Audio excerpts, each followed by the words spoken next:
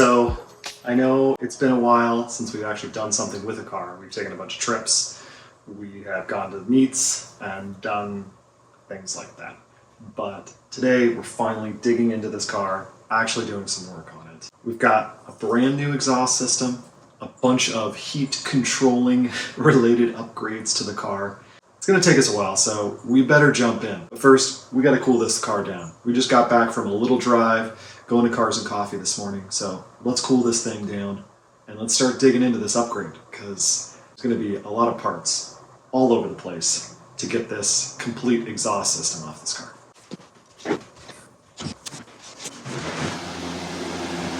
So this car gets crazy hot.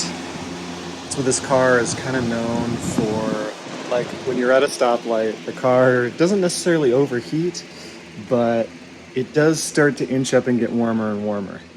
Now, that's not necessarily because of the exhaust system, it's just the car needs a lot more free-flowing air to keep itself cool. So today we're gonna do some upgrades that are gonna help with the heat issues that we have in the engine bay. Like I said, I showed you already, I've got a fan in this thing, this box fan that exactly fits kind of in the engine bay. And we just plug it in and it honestly does help cool down the engine bay.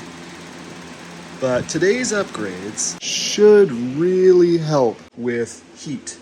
So we've got a bunch of heat stuff, but let's not completely start there. We've got ourselves a new exhaust system. Now, I've mentioned earlier that the exhaust on this car rattles a lot. So let's actually just start opening up and see what we got here. Of our mid pipe. So this is actually, no, this connects to the mid pipe. Another tip for that. I think these are the tips. I was hoping they were going to be welded on already, but it looks like I got to bolt them on. So, no, they're not terrible. They're decent looking ones. There's so much packing to do.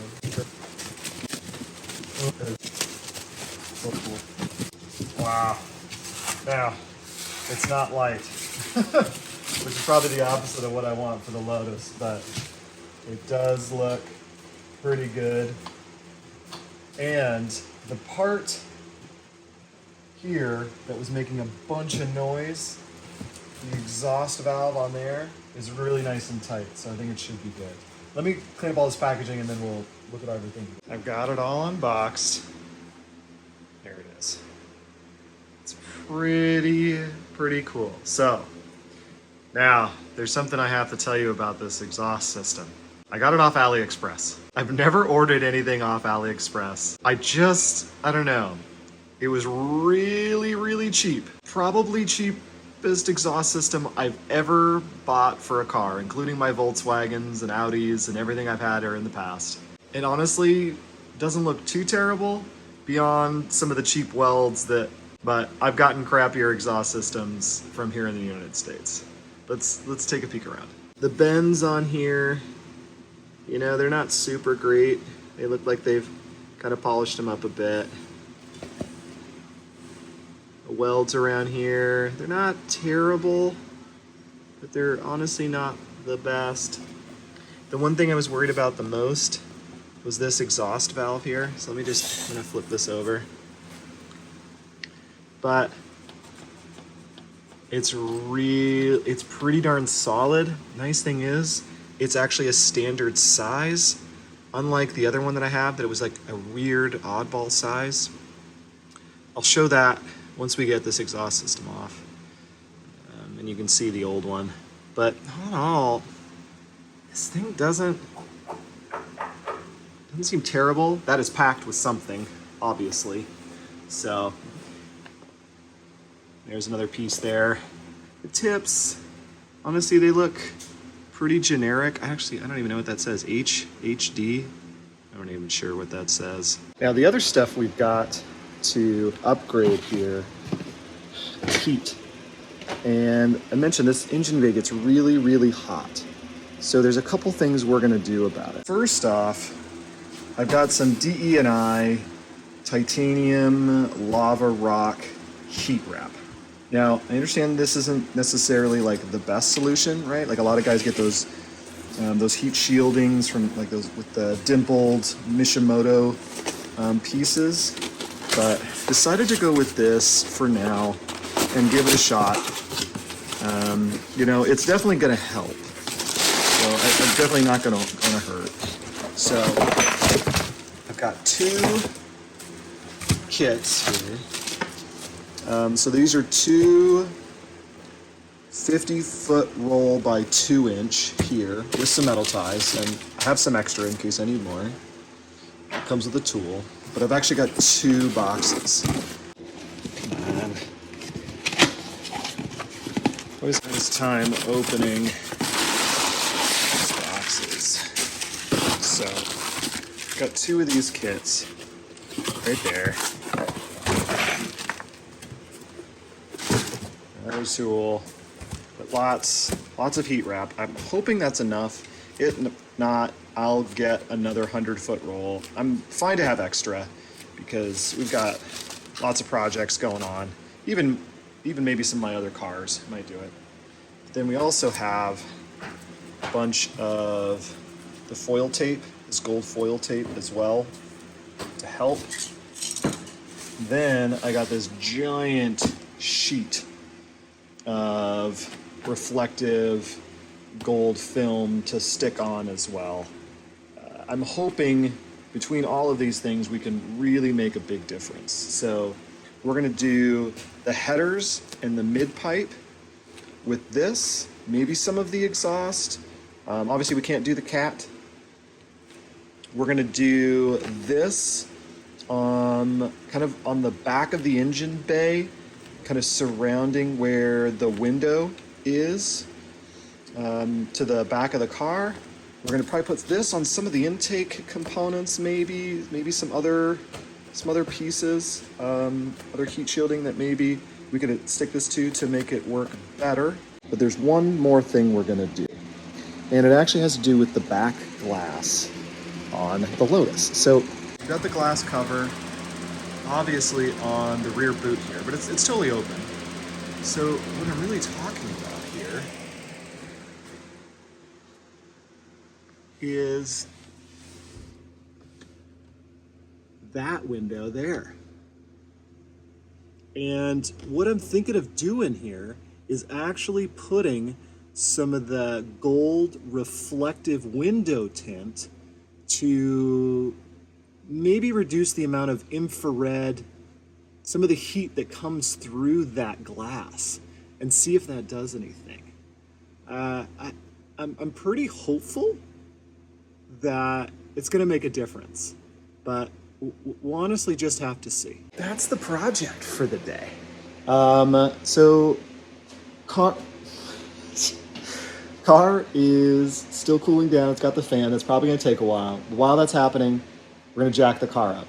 Now, I use a set of quick jacks, but even this is a bit tricky with the Lotus and the Evora because it's got offset jack points. So the jack points are actually further in to the car than the ones in the back. They're not on the rail of the car like a normal car. So I have these quick jacks, which are way overkill. These are the 6,000 series, so to go up to 6,000 pound vehicle. But I had to get the offsetted jack points adapter, which I've got all the way down there on the ground, to do this. But I can't just slide them under the car. I have to actually jack the car up on wheel ramps and then slide it on. And even then, it's tight. Honestly, I'm hopeful that I'll have access to a shop someday with like a 2-post with arms. Although even with that, I have a feeling I'm still gonna have to drive it up on at least maybe some 2x4s or some stacked plywood to get it to work. So while the car is cooling down, I'm gonna get all this set up and we can get this car in the air.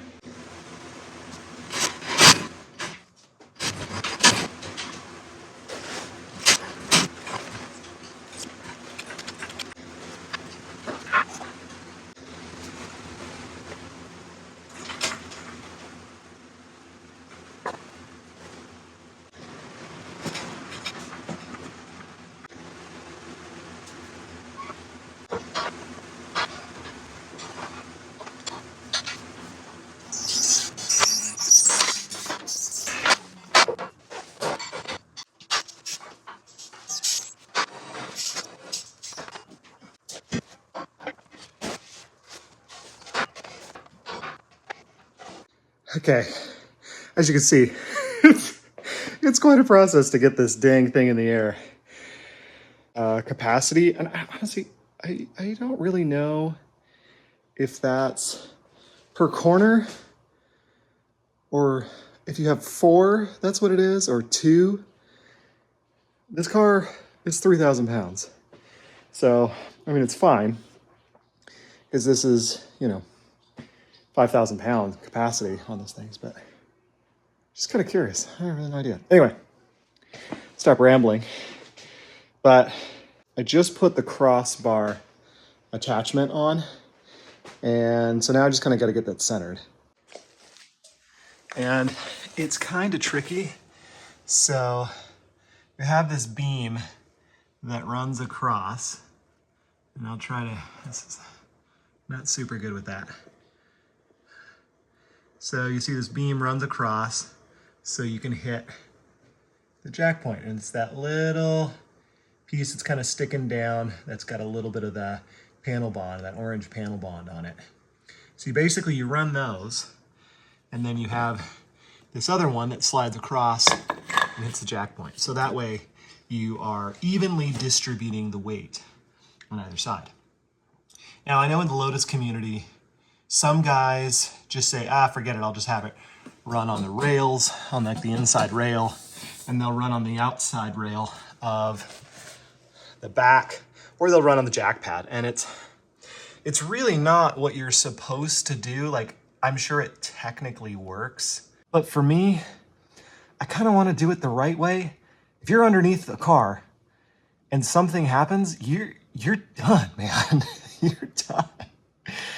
So like, if you like to mess around like, oh, it'll kind of be on there, it's kind of teetering, like that is not what it's designed to do. And I know some guys will even they'll run it perpendicular to the car. And so the car will raise up kind of like sideways with the lift, but I don't know. You know, if you're gonna do this, you're under the car, man. This thing weighs thousands of pounds. Like, it goes down, like, you're crushed, you're done. No, thank you.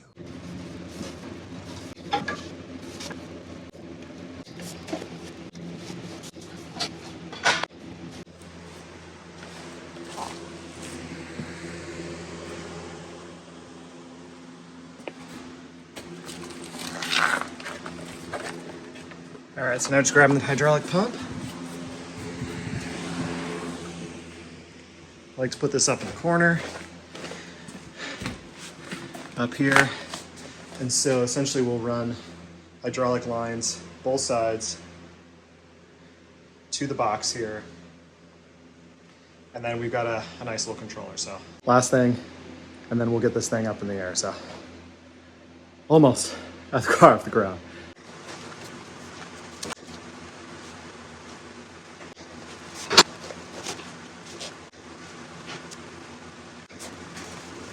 Okay. We got all the lines hooked up. I just gotta plug it in, which cord doesn't reach. So let's get an extension cord. Christmas tree. Outdoor extension cords. Actually, I think I've used them for more things outside of that. There's like white paint. I mean, it's, you know, typical garage dad stuff, right? If you've never used quick jack before, they're pretty sweet, honestly. They're a great tool for kind of like a hobby mechanic like myself. Now, the bigger ones, like I have, the 6,000 pound ones, are quite heavy. And they are hard to get off the wall. They're hard to move around the shop, garage. But again, safety, you know. But if you've got a normal car that has, you know, points in the same spot, you can get away with the 5,000. They even have, if you have a car that's under 3,000 pounds, they have a 3,000 pounds. So if like you've got like a Miata or some even like lighter weight, or an Elise, or even some Porsche cars and the like, you can get away with ones. And they're not as heavy as this one. It also doesn't have the cross beam either. But anyway, yeah, these are pretty cool because you've got buttons, like official looking buttons. Very Harbor Freight looking, but nonetheless. Let's go up. So one thing I do like to do is just like to tap it and then go around and check.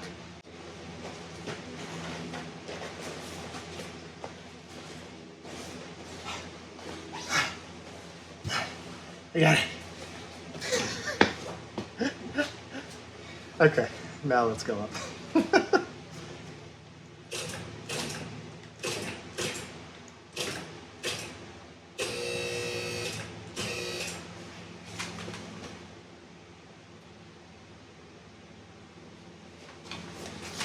Okay, all the way up.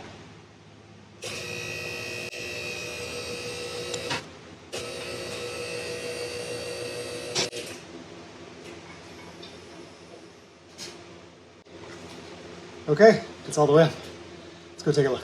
So quick check's up. So this is one of the issues that I run into, is that I've got some pretty big wheels in the front, so sometimes it just like, it barely touches. So that is one small thing with this setup. You know, the Elise, or sorry, the Evora has pretty wide jack points. So you need this extended frame to be able to do it.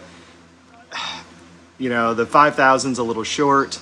The 7,000 is, I think it's too short too. Like you need the 6,000 because it's like longer. So, you know, quick jack, bend pack, feedback submitted. But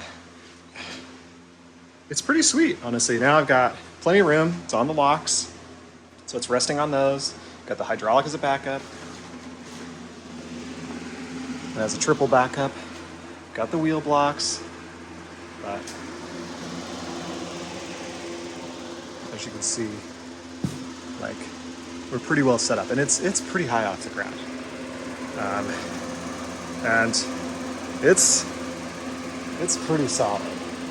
So now most of the weight is over the back end of the car, so it's always just a little back heavy anyway, but not too much. Like it's pretty balanced, and honestly, we're gonna be taking a bunch of stuff off.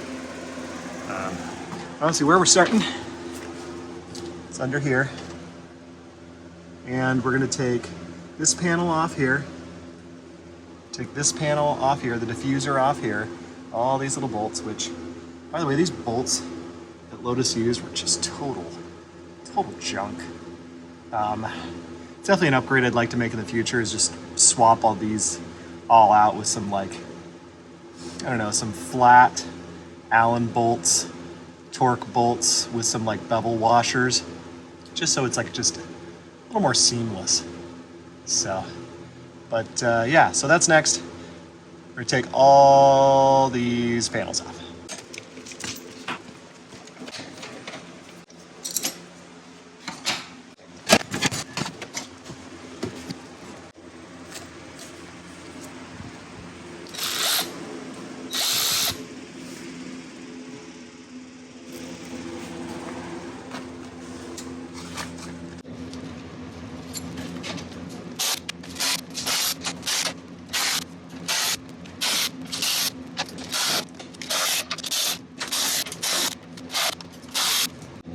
Oh, I forgot. I have a pad that I can lay down. I totally forgot. I'm gonna go get that. That's better. Old man comforts.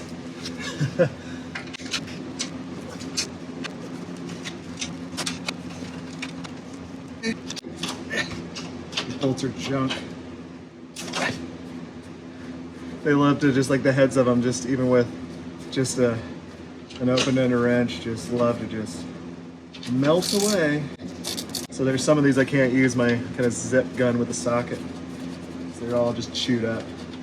So, whatever.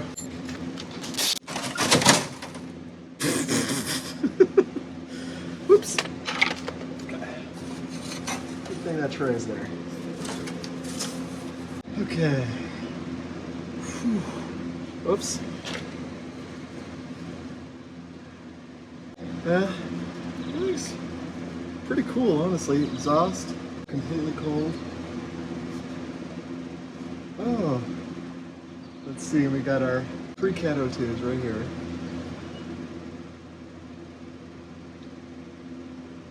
Which makes sense.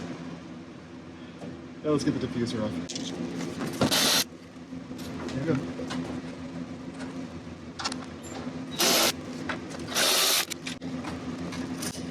Actually, don't think I needed to take these two off. That's all right. Okay, 2 more Allens, and then we got it. Okay, that's it. Let's take a little tour under here. Okay, so here we go.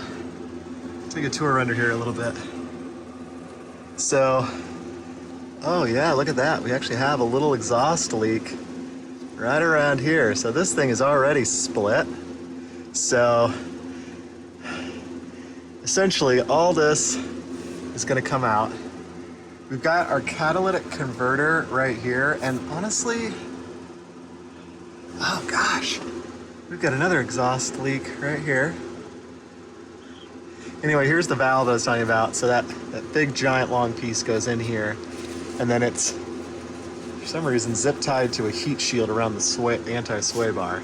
Anyway, I think, oh gosh, look at that. All of that's exhaust leak too. Holy smokes. Well, anyway, so we're gonna pull this off. We're actually gonna pull all the exhaust off. Oh man, look. There's some corrosion around the O2. So, well, that might not even be on all the way. Oh gosh. There's a bunch of stuff in here that just doesn't look that great. Wasn't super well taken care of. Okay. Well, so the plan's gonna be, we're gonna sway bar off, take the muffler off, we'll take the cat off, take the mid pipe off, and then we'll take the headers off, which I am not looking forward to that one. You'll see why when we get to that point.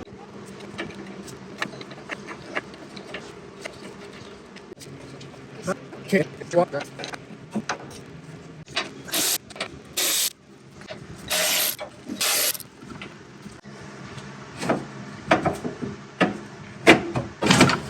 Oh, what a dirty mess.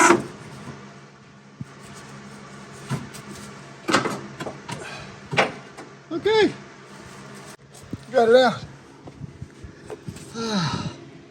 And I'm now realizing these are Eibach sway bars, which honestly kind of makes sense because I think they're Eibach springs too, so they probably contracted with them for this, but it's definitely seen better days. So I think now it's just a matter of maybe doing some PD blaster on these bolts. They look pretty nasty. And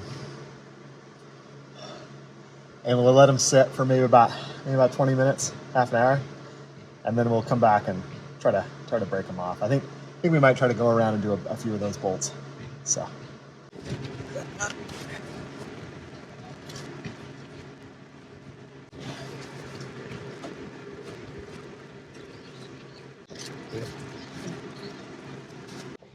In order to do a lot of these big jobs on the Evora, especially engine related, clutch,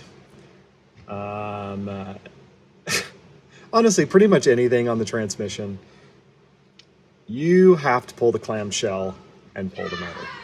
Now, I'm not saying we have to pull the clamshell and pull the motor for this job, but there are panels in the trunk. There are panels on the inside of the cockpit that have to be removed in order to access the engine. So you don't get to it from the engine bay, you don't get to the bolts from there, you get to it from a panel in the boot or inside the cabin of the car. So hold on, let me kind of show you where some of these are at. Okay, so we're in the boot, right? And right here, there is a panel that we have to remove. So we've got to take all the stuff out of the trunk, got to take this mat off, the battery thing off. It Velcros, kinda. The glue is, you know, it's an old car. It's a 12-year-old car, so. Anyway, I mean, that's going to take quite a bit of work to get that off and not stretch it. And we're going to have to re-stick some of this back in the shell here. But essentially, yeah, there's a panel here. And there's another one right behind here. So we're going to have to pull all this out in order to get to those bolts. We're going to start with the one in the trunk. Shoot some PB blaster on that. We'll move on to the back seat.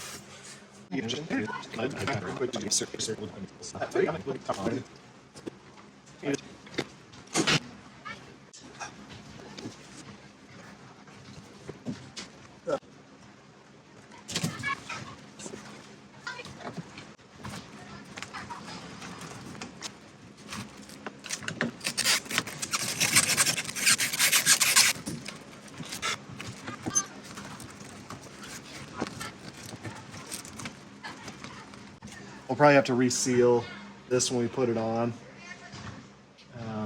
This might be even a good spot to put some of that tape that we got. Such. So we got four more bolts here. Yeah. Maybe not. Yeah, 4 more bolts. Get those off.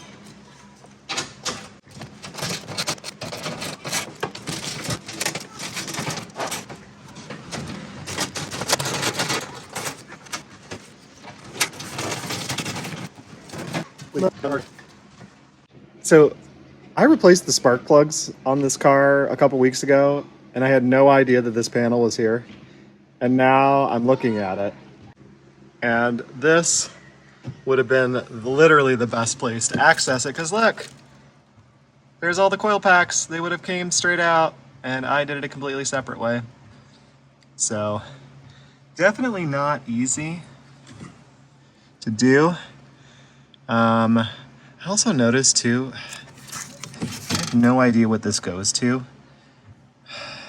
I didn't unplug it from anything, it was already unplugged. So if anybody knows what this is for on these Lotus Evoras, let me know. All right, so there's the headers, and that's how we're gonna get to the top bolts. So I'm gonna spray those real quick with some PB Blaster and go to town. And I definitely think when I put this back, I think I'm gonna put some of that foil on the back of the panel that I took off. Just to, you know, I feel like anything to get heat away is gonna help. I mean, there's even a heat shield right there to keep it off of all that. So, God, it's so tight in here. All right, so we got this one off. We're gonna go and do the one inside the car now. Okay, so we got the back seat out, and it's not too bad. There's that, oh, it's hard to see because of the sun, sorry. So there's that fastener there. There's the one over there. And then there were these 2 fasteners on either side that you undo. And it just kind of falls out. But this is the panel we need to remove here. Look at that, jeez.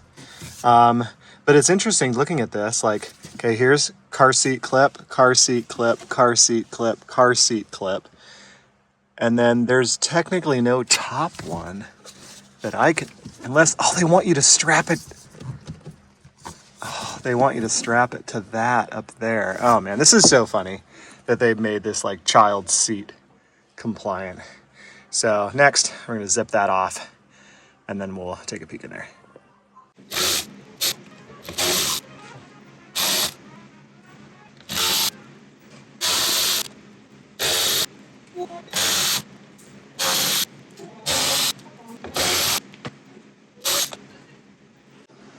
Okay, so we got the panel off, and I thought there was going to be another panel underneath it, but that's essentially it.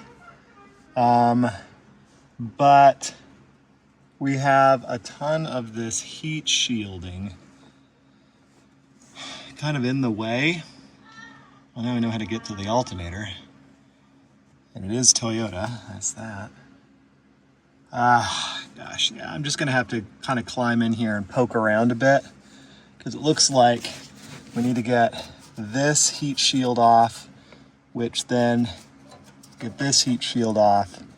And then I think there's a bolt, It's hard to see because of the sun, but there's a bolt, right? Well, anyway, there's a bolt down there that gets to it. Oh man, this is gonna be tough. This is gonna be real tough. I'm going to start just pulling the exhaust off piece by piece to get stuff out of the way. Just kind of working my way from the tip of the exhaust to the headers. So that way, just, yeah, like I said, more stuff out of the way. There's so many pieces in here that I don't think I'm gonna get it without going that route.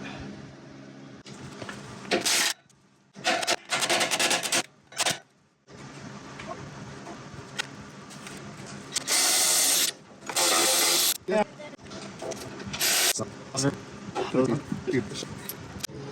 Okay, so I got enough. It wasn't actually too bad. I just needed a little PB blaster. There we go. We got the whole thing off. So I've got both of the exhausts here. So that's the new one. This is the old one. As mentioned, I found quite a few little exhaust leaks kind of all over the place on it.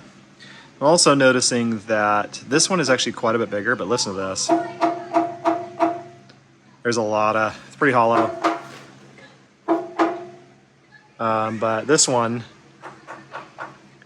I think it's packed with insulation or something. So I completely lost track of time, and I actually have to rush out to the airport. I've got to fly to Denver for some stuff.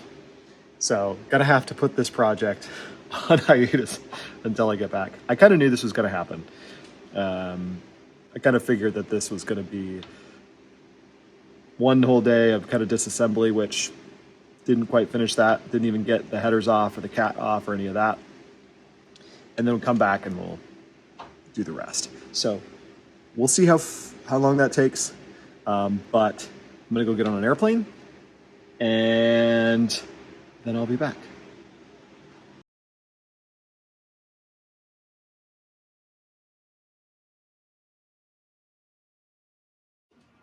So I'm cleaning up so I can head to the airport.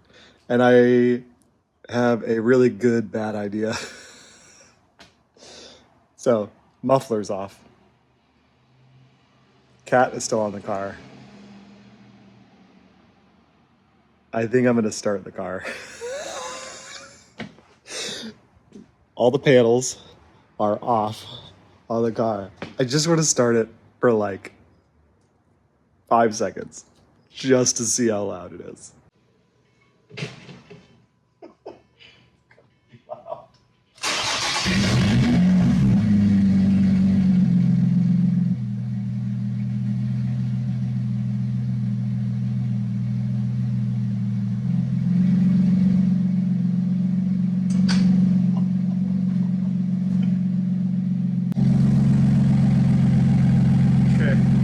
Not as loud as I thought, but it sounds good straight piped.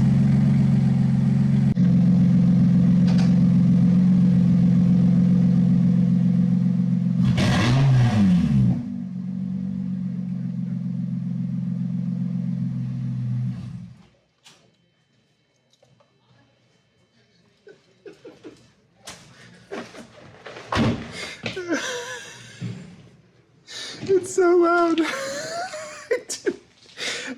I just barely touched on the throttle, and that was so incredibly loud. Okay, we definitely need a muffler on the car. This is straight pipe is definitely not gonna happen, but I had to do, let's do one. All right, I've already kind of cleaned up in here. I'm heading to the airport. I'll be right back. Okay, I'm back. I'm back from my work trip, and I'm ready to get started back on the car. Couple things have shown up while I was gone. So I mentioned window film, so that's here now. Got that, gotta roll it out. And then I've got some bushings. We got sway bar bushings, sway bar bushings, fresh ones of those, just to put them on since we're in there. And then these are kind of cool. These are transmission bushing shims. So it just adds a little bit of polyurethane in between the rubber OEM bushings that are on there. So just small little quality of life upgrades. So we're just gonna get right back into it, start tearing this thing apart.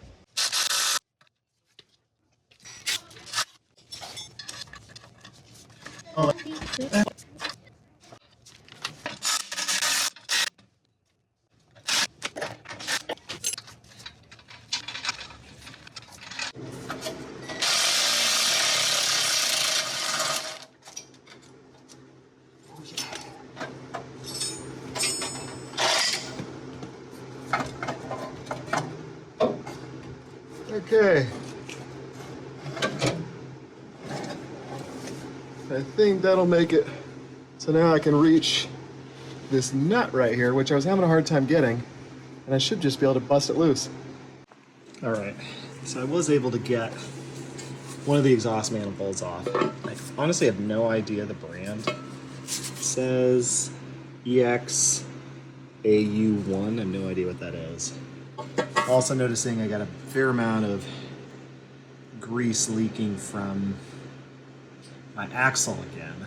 So we're gonna go up there and look at that in a bit and try to fix that when we're trying to wrap things up. But did get one of these off. I need to get the exhaust hanger off. I tried some of my old tricks of just, lubing it up and using a pair of pliers to pull it out, but it doesn't seem to be working. So getting yank on that for a bit. And then the hope is that the catalytic converter will fit through that hole, and then I can get that bolt off, because it just doesn't want to come off. I tried my old wax trick, and that's not seeming to work either, so I'll try from there. All right, guess what? I did it. I got it off. So I was actually just able to slip this whole guy right here through that hole. It was able to slide right out, no issue at all.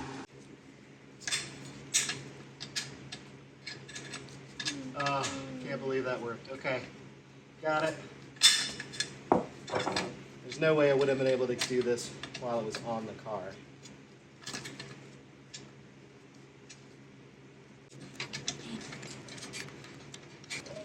Okay, it's off. Oh gosh. So do you need to replace something like that? I'm going to replace these. This gasket here. That looks. But actually doesn't look too bad. It wasn't leaking before, so that's good. And then this is just the exhaust hanger. This is fine. Probably clean it up. Maybe throw a coat of paint on it. But overall, we did it! Okay, so we're in the car now. So what I need to do is remove, looks like 2 heat shields from the engine bay, but I'm doing it from inside the car. So right, we've got that panel that we removed. So right in here are those heat shields. So it's gonna be, this one here has gotta come off, and this one, which is actually connected to this one here, so it's all one piece behind here. And there's one fastener at the bottom, there's another fastener at the top of this. And then for this one, it's actually attached to this one through a mount. It looks like a through bolt that's in there. So we put some PB Blaster on that one. So hopefully that'll loosen up. And then the one way down in there. I don't know if you can see it, but there's a nut right there. So we've got that. So we just need to take those off. And then hopefully this heat shield should drop right down. It doesn't look too difficult. But those are famous last words. Shouldn't be too difficult. Everything's been difficult so far. Because tiny engine bay problems. Tiny engine bay problems. Okay, so we got that bolt out. It totally worked. And we were able to finagle that heat shield out. And like I said, we had to tape this thing. My son held it, zipped it off with an impact gun, and it came out. But it was hard to get, which actually enabled us to get the top heat shield ducting out, and that's the one that has that duct that goes up to the corner. So it's this guy.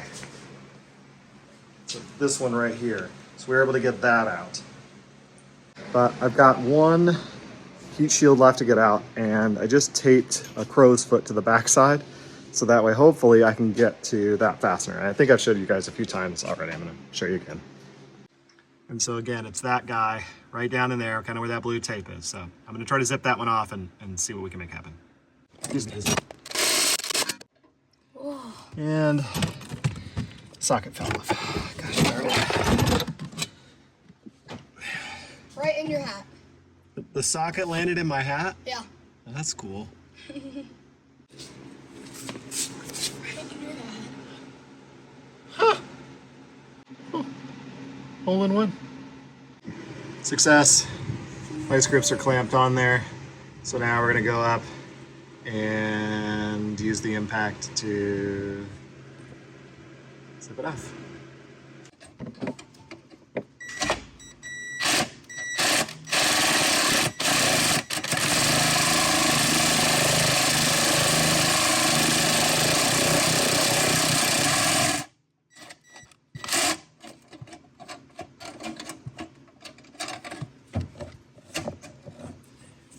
I loosened it, but... Okay, we got it out, the fastener out. Now I gotta figure out how to get the heat shield out. I'm not entirely sure how it comes out. But the fastener's out, that stunk. I had to use tape to hold a wrench in place on the back side of it. And again, more copper fasteners, which, I mean, I understand that, but total pain to get it like off. Like those copper fasteners aren't loose when you put them on, or you know, aren't loose. So anyway, now I'm gonna go under and try to figure out how I can get this heat shield off, because I don't have a clue how that works. So it kind of looks like it goes out the top. You know, like, because you got that, which can go past. Looks like those are oil lines or maybe coolant lines. So, gosh, this is hard. All right, let's see if it'll come out the top.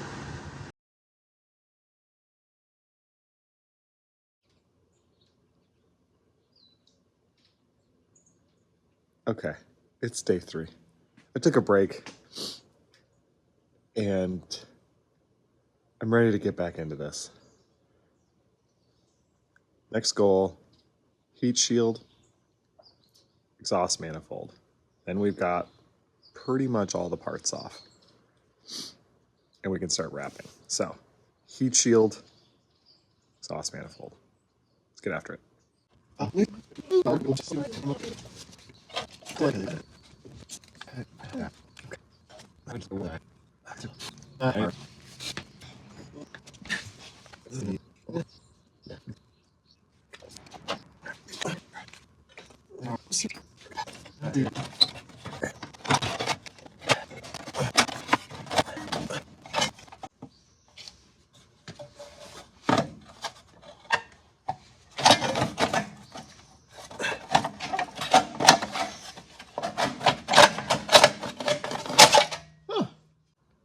Okay, heat shield's out. Had to bend it. Had to bend it a lot to get it out, but I think that's just how it's gonna have to be. So I think we can bend it back when we put it back on. But now we're gonna go on the inside of the car and try to get at all these bolts. I think we're just gonna have to kind of use all sorts of different ratcheting attachments, turnbuckles to get it off. So let's go on the inside of the car and try to get that stuff out.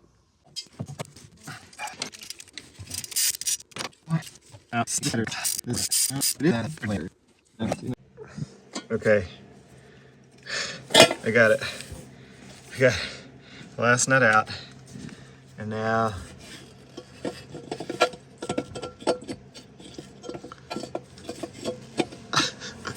oh yeah, it's just gonna come right out. There's nothing in the way.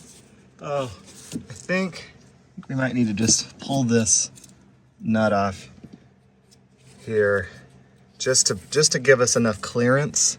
I mean, it is a hard line, but I think it should give us a little bit more wiggle room. So I feel kind of silly. That's the dipsticks tube. So you could totally just move that out of the way and then should be able to just, oh! Okay, I'm gonna reset up the camera so you guys can see me struggle to get this thing out.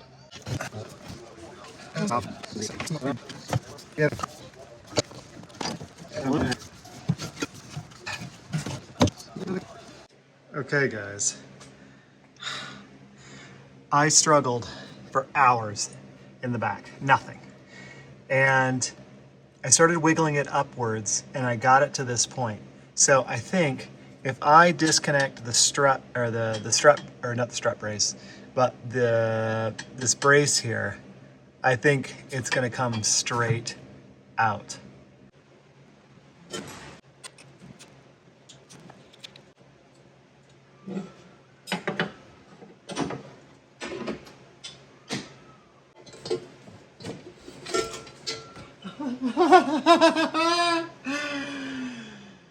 Sweet! We got the damn things out. Oh man. Oh, okay. Well, that's all I got in me for the day. I was able to get it out, as you can see.